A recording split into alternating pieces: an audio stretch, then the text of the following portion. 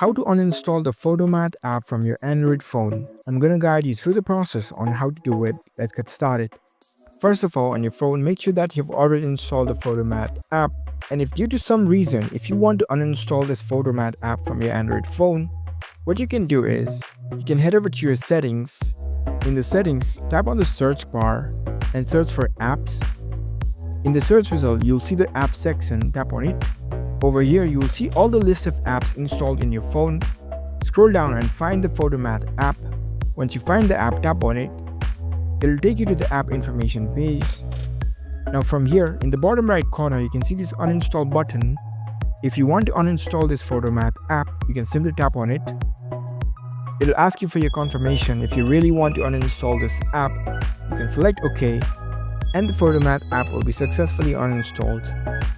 So that's a very easy process to uninstall the PhotoMath app from Android. If you found this video helpful, don't forget to give this video a thumbs up and subscribe to our channel for more tech tips. Thank you for watching.